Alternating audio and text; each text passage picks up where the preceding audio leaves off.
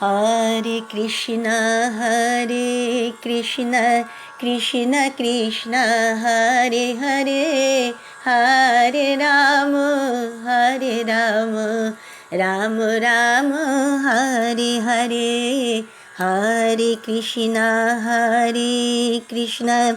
কৃষ্ণ কৃষ্ণ হরে হরে, হরে রাম রাম রাম হরে হরে। আজকে একাদশী ব্রত, কার্তিক মাসের কৃষ্ণপক্ষের এই একাদশী তিথিটির নাম রমা একাদশী। রমা কথার বিভিন্ন অর্থ পাওয়া যায় অভিধানে। তার মধ্যে বলা হচ্ছে রমা কথার অর্থ লক্ষ্মী, রমা কথার অর্থ প্রিয়া, রমা কথার অর্থ শোভা, রমা কথার অর্থ রমণীয়া, রমা কথার অর্থ আনন্দদায়িকা। অর্থাৎ এই আনন্দদায়িকা শক্তি তিনি সাধকের অন্তরে, ভক্তের অন্তরে আনন্দরূপে অবস্থান করে তার অন্তরটিকে পরমানন্দে, নিত্যানন্দে পূর্ণ করে রাখেন। তিনি হলেন এই রমা একাদশী দেবী। আবার অন্য মতে তাকে রম্ভা একাদশীও বলা হয়েছে।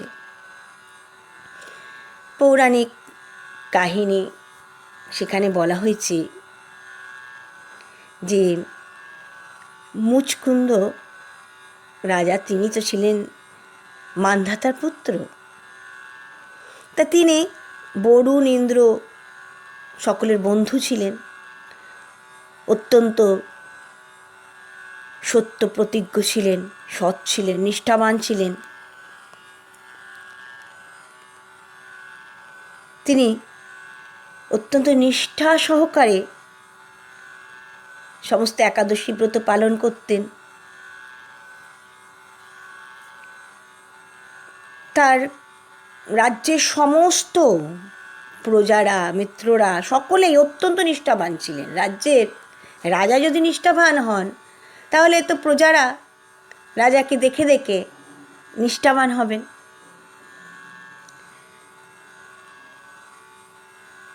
আর কেউ যাতে এতটুকু এই নিষ্ঠা থেকে বিচলিত না হন, তাই রাজা সবসময় কিন্তু এই ঢাক ঢোল পিটিয়ে পিটিয়ে সকলকে সবসময় সচকিত করে রাখতেন, সজাগ করে রাখতেন।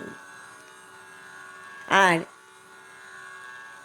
এই দশমীর রাত্রিতে তিনি এই ঢোল পেটাতে শুরু করলেন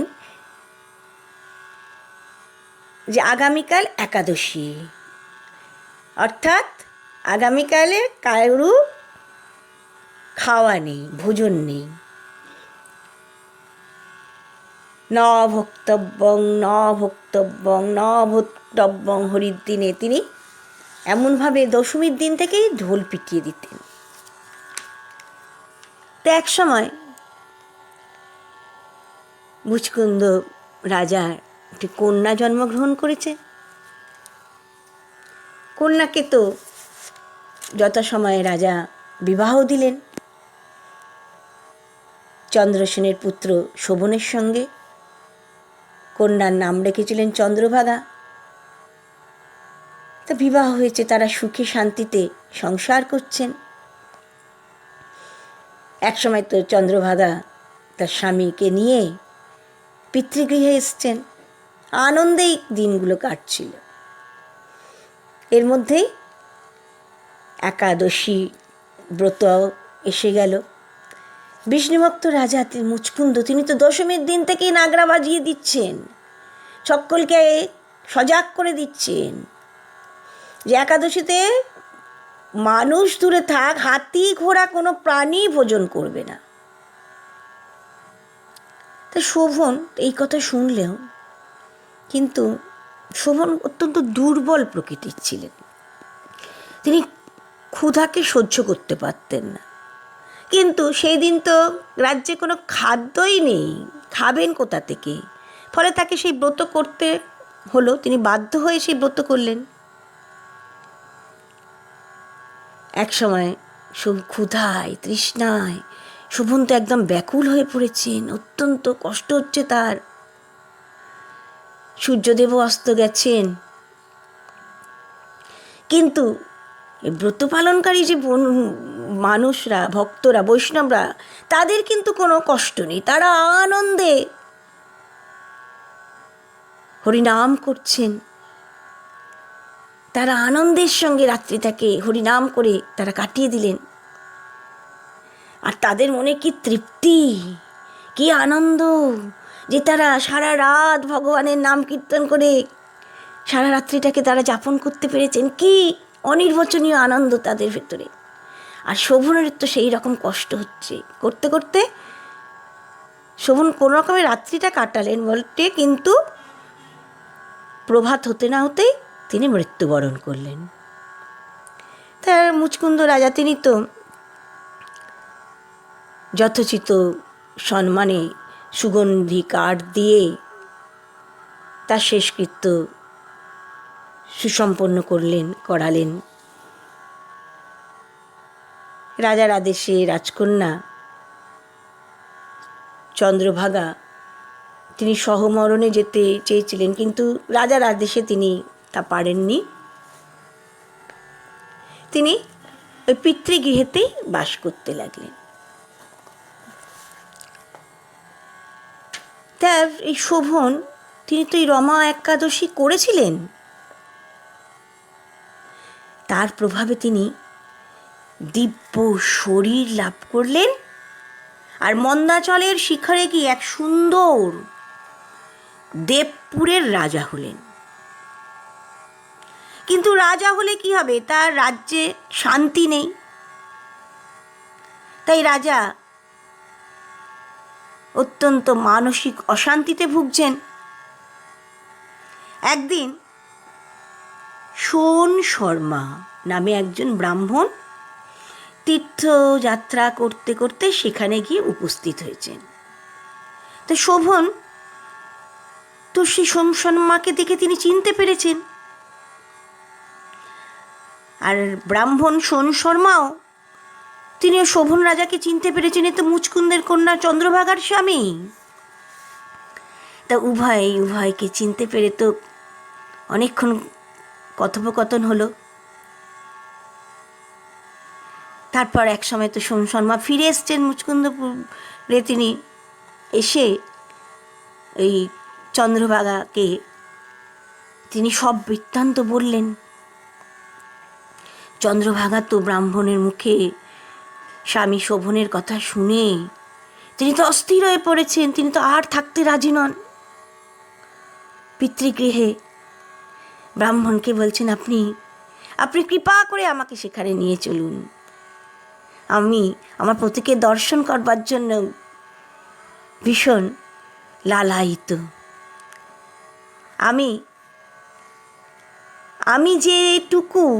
আমি তো ছোট্ট বয়স থেকে একাদশী ব্রত করছি, তা আমি যেটুকু পুণ্য অর্জন করেছি সেই পুণ্য দিয়ে আমি ওই নগরে শান্তিকে আনয়ন করব।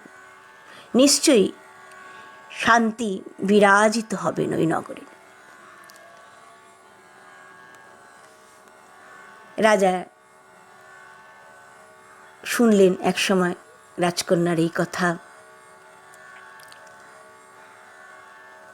তা রাজা স্থির করলেন রাজকন্যাকে ব্রাহ্মণের সাথে সেখানে পাঠিয়ে দেবেন। ফলে ব্রাহ্মণের সাথে ওই রাজকন্যা মন্দরাচলের পাদদেশে ওই বামদেবের আশ্রমে এসে উপস্থিত হলেন। তিনি সমস্ত বৃত্তান্ত খুলে বললেন। বামদেব চন্দ্রভাগার সমস্ত বৃত্তান্ত শ্রবণ করে তাকে বেদ মন্ত্র দ্বারা অভিষিক্ত করলেন। ঋষির মন্ত্রের প্রভাবে আর একাদশী ব্রতের পুণ্য ফলে চন্দ্রভাগা দিব্য শরীর লাভ করলেন। দিব্যগতি লাভ করে তো তিনি পরমানন্দে পতির কাছে চলে গেলেন। নিজের স্ত্রীকে পেয়ে শোভনদেব খুব খুশি হলেন, সুখী হলেন। চন্দ্রভাগা বললেন, হে পতিদেব, পিতৃগৃহে তো আমি অষ্টম বর্ষ থেকে বিধিপূর্বক শ্রদ্ধার সঙ্গে একাদশী ব্রত করেছি। ওই ব্রতের প্রভাবে এই নগরে শান্তি বিরাজিত হবেন এবং মহাপ্রলয় পর্যন্ত সেই শান্তি বিরাজিত থাকবেন। এমন ভাবে তারা সেখানে অবস্থান করতে লাগলেন। যুধিষ্ঠির মহারাজকে ভগবান শ্রীকৃষ্ণ এইভাবেই রমা একাদশীর মাহাত্ম্য বর্ণনা করলেন আর বললেন, যে ব্যক্তি এই ব্রত পালন করবে তার সমস্ত পাপ বিনষ্ট হয়ে যাবে। কৃষ্ণ গাভী, শ্বেত গাভী উভয়েই যে দুগ্ধ দেন তা কিন্তু সাদাই হয়ে থাকে। কৃষ্ণ গাভীর দুগ্ধ সাদা, শ্বেত গাভীর দুগ্ধ সাদা। সেই রকম কৃষ্ণপক্ষের একাদশী, শুক্লপক্ষের একাদশী, উভয় একাদশী জীবের মুক্তি প্রদাতা। শুধু কৃষ্ণপক্ষের একাদশী করলে হয়ে যাবে, শুক্লপক্ষের একাদশী করতে হবে না এমন কথা বলা হয়নি। আবার শুধু শুক্লপক্ষের একাদশী করলেই হয়ে যাবে, কৃষ্ণপক্ষের একাদশী করতে হবে না এমন কথা কোথাও বলা হয়নি। বলা হয়েছে একাদশী ব্রত পালন করা অবশ্য কর্তব্য। যিনি এই একাদশী মাহাত্ম্য শ্রবণ করেন, এই মাহাত্ম্য সকলকে জানান, তিনিও সমস্ত পাপ থেকে বিমুক্ত হয়ে যান। আর শুধু বিমুক্ত হন পাপ থেকে তা নয়, তিনি বিষ্ণু ভক্তি লাভ করেন।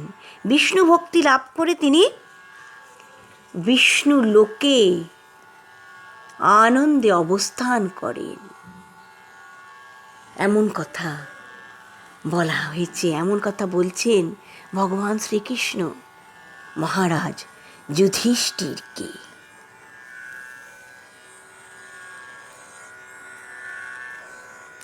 ইতি অভীষ্টয় ভূমানাং ত্রিপরিক্রম্য পাদয় নত্যাভীষ্টং জগদ্ধ্যাতা সধাম প্রতাপদ্যত সধাম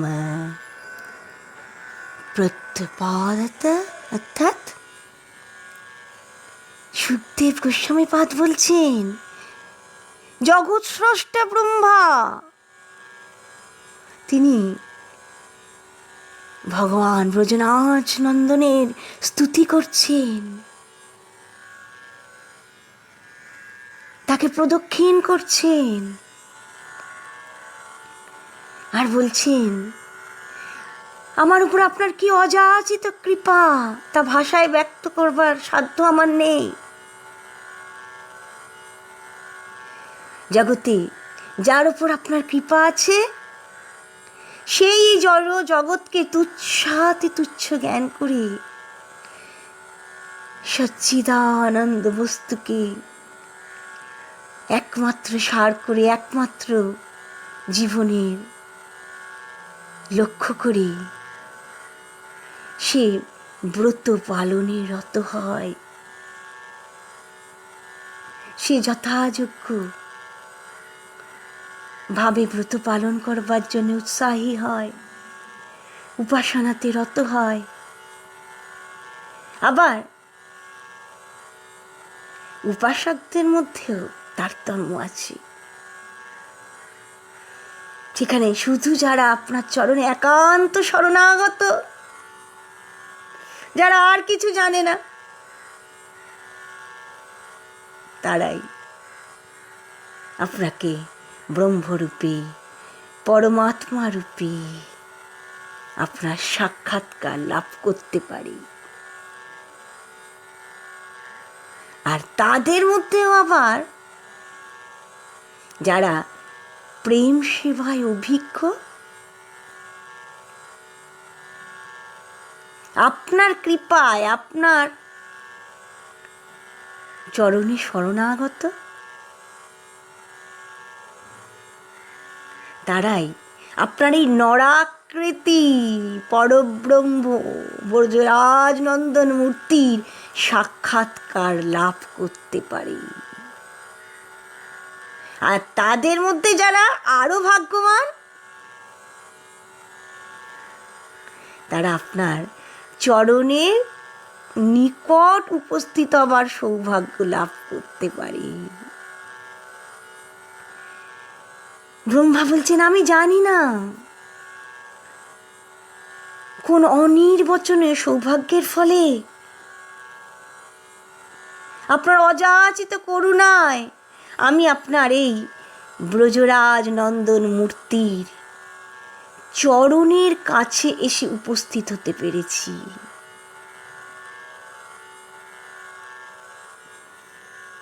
আপনি আমাকে নিতান্ত তুচ্ছ, নিতান্ত অযোগ্য জেনেও আপনি আমাকে এত কৃপা করেছেন। আপনি আমাকে আমার ভেতরে কৃষ্ণ প্রাপ্তির জন্য লালসা জাগিয়ে দিয়েছেন। তাই জন্য তো আমার প্রার্থনা করছে, ইচ্ছা হচ্ছে যে আপনার চরণে শরণাগত, তার তো কোনো প্রার্থনাই আপনি অপূর্ণ রাখেন না। তাই আমি আমার পরম ধৃষ্টতা, তাই আমি এই লজ্জা বিসর্জন দিয়ে বলছি, হে নাথ, আমি কি আপনার চরণের কাছে উপস্থিত হয়েও জড় পদার্থের মতোই থাকবো, কাষ্ঠোপাসনের মতোই থাকবো? আমি কি কোনো প্রকার সেবা অধিকার পাবো না? আমি যে তাতে পরম অযোগ্য। আমি জানি আমি পরম অযোগ্য, কিন্তু আপনার কৃপাই তো অযোগ্যকে যোগ্যতা দান করে, অযোগ্যকে কখনোই উপেক্ষা করে না।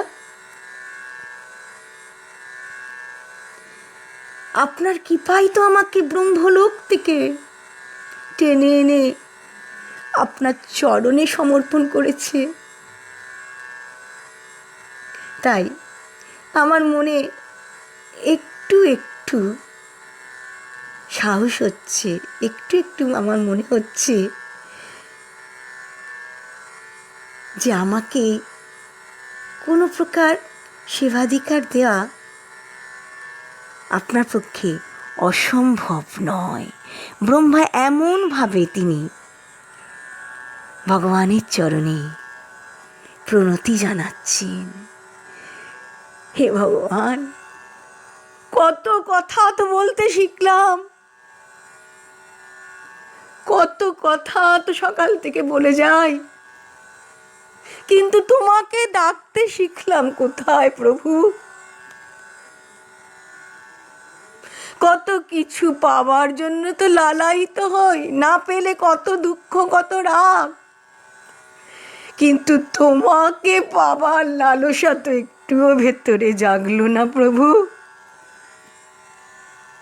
প্রভু, এই লালসা কি কোনোদিন জাগবে না প্রভু?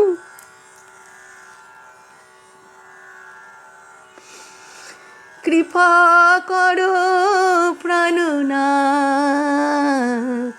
দয়া করো হে, কৃপা করো প্রাণনাথ, দয়া করো হে।